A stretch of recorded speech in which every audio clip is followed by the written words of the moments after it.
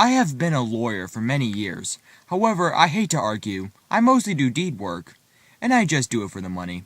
I began by working for the late John Jacob Astor, and now I employ my own people. My first employee, nicknamed Turkey, is a man about my age, which is fairly old, who works great in the mornings, but like Cinderella, when the clock strikes 12, he changes and becomes more hyper. I try to get him to only work in the mornings, but... Turkey, you have worked for me for many years, and you are getting old. Perhaps you should only stay in the and work in the mornings. But, sir, I consider myself your right-hand man.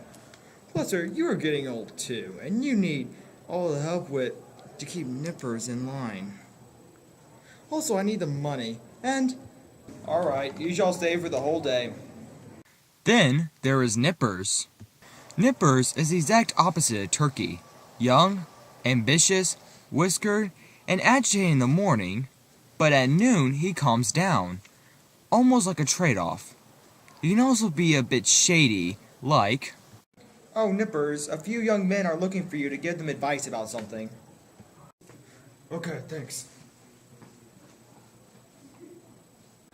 Suspicious. Then there is Ginger Nut, a young boy who works for me because his late father wanted him to have an apprenticeship for a lawyer so he can have a better life than he did as a cartman. Ginger Nut mainly just runs errands for me. However, with all the strange situations of my other employees, they all pale in comparison to Bartleby, the strangest man I ever knew. It all began one morning when a sharp young man came for an interview to be my next scrivener. So, will you work hard for me? Why, yes, sir. I shall do my work as best as I can.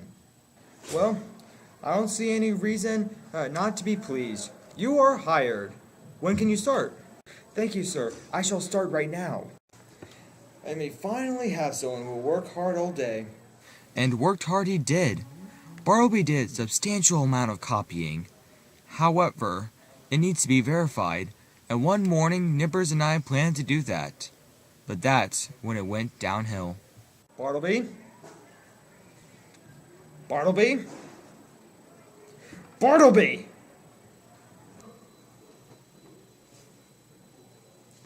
I need you to help Nippers and I check your copy papers. I prefer not to. What? My mistake, I forgot my manners. Will you please help Nippers and I check your papers? I prefer not to. Can you believe that? No, I can't, sir. Maybe I'll go knock some sense into that punk. Wait!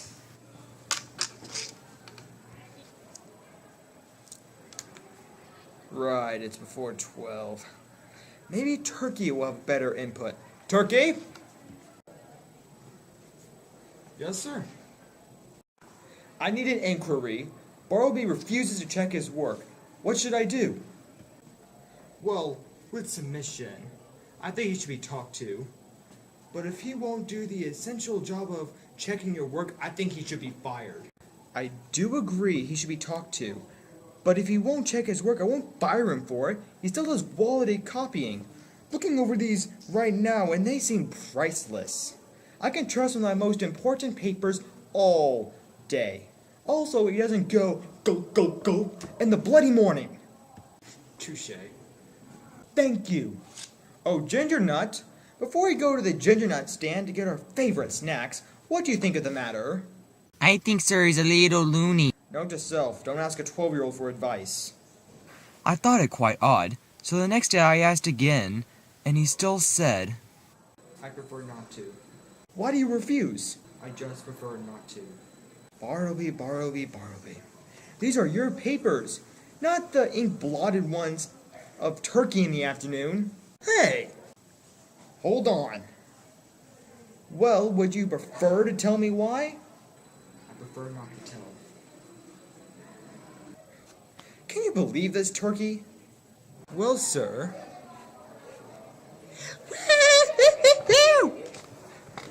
Let me go blacken his eyes. Stand down, Turkey. Nippers? Yes, sir. Will you please tell me what I should do with Bartleby? considering you're in the right state of mind. Well, I prefer it if you fire him. With the fact that both Scriveners in the right state of mind advised me to fire him, I pondered a little, but then I may have lost my mind a little bit when I started to crave his resistance. Bartleby? Will you please go get nippers in the office room for me? I prefer not to. That'll be all. And craved it I did. Will you please give this note to Ginger Nut in the post office? I prefer not to. That'll be all, thanks. Will you do this? Will you do this? Will you do this? I prefer not to. I prefer not to. I prefer not to.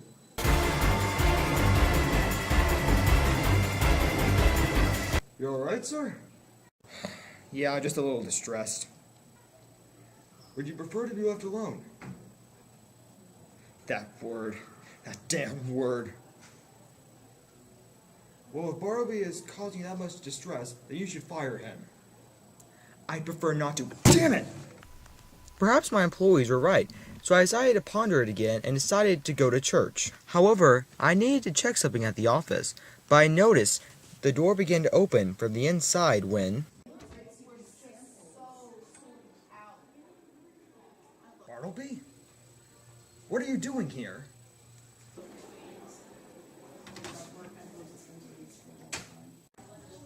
I searched around for Bartleby to no avail. I failed to go to Trinity Church that day. Then I realized that Bartleby had made a home in my office, and I remembered how he is. He doesn't talk unless talked to, and he prefers not to do many things. From what I knew, I concluded that Bartleby perhaps no friends or religions, and for that I felt sorry for him. I needed to find out more about him. However, he preferred not to tell me. A few days later, I called Bartleby into my office to copy something, and that was the beginning of the end. Bartleby, will you copy this for me, please? I prefer not to. You prefer not to do your job? Why? You don't see it for yourself? Ah, you must have eye strain from all that hard work. I'll give you a few days to recover from your eyesight. Carry on.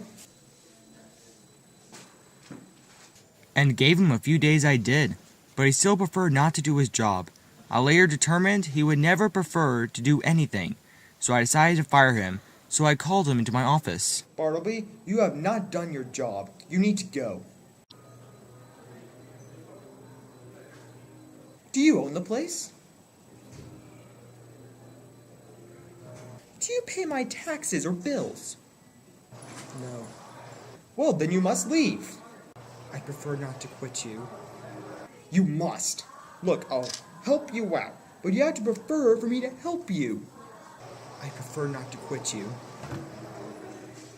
As the days went on, he continued not to leave. I didn't want to call the police. That would be unpleasant. So I realized my quarters was too far from the city hall, so we moved. As we packed up, I began to say, Goodbye, Bartleby. After that, everything was fine, until another lawyer arrived. Are you the previous resident of Number Wall Street? Yes, I am. Why? Well, then get that parasite you left behind to leave. Hey, he's a person too, and you need to get him to leave. Talk to him and get him to leave, or I will contact the police.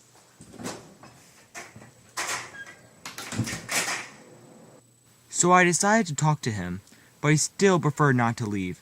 I warned him of what was to come. I even offered him to let him stay at my personal quarters, but he still didn't prefer to leave. I later heard he was taken to the Tombs, so I decided to pay him a visit. Bartleby. I know you, but I'd rather not see you. That was not me. I warned you of what was to come. Look, I'll try to get you bailed. Then I'll help get you situated. I'll get you out, I promise. I prefer it if you leave. That your friend over there? Yes, he is. Who are you? Of the Grub Man. I make the food for the prisoners. Sometimes people pay me to pay special attention to prisoners. Well, then take this and pay attention to that prisoner over there. Very good, sir. Then I came back the next day, when something tragic happened. Hey, unless you want your friend to starve, you might want to get him to eat. Where is he? He's over there taking a nap or something.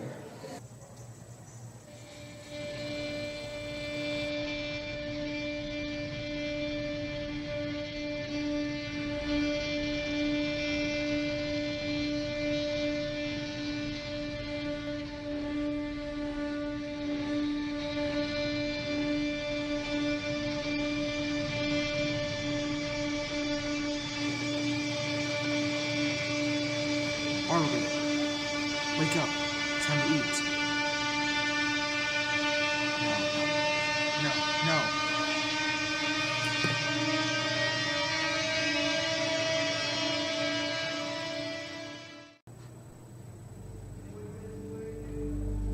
The grown man wanted me to let you know it's time to eat.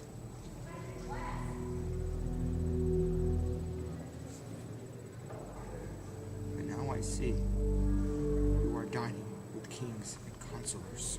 And that's my story. To satisfy my curiosity, I looked into Bartleby's past and found out he used to work for the Dead Letter Office in DC. Seeing all those letters that would have made people so happy must have gotten to him. That's why I wouldn't talk about it. That's what made him sad. Well, I think we have some time. So let's talk about your mother. I prefer not to talk about that. My mistake, we're almost out of time. Is there anything you'd like to say before we conclude? Ah, Bartleby. Ah, humanity.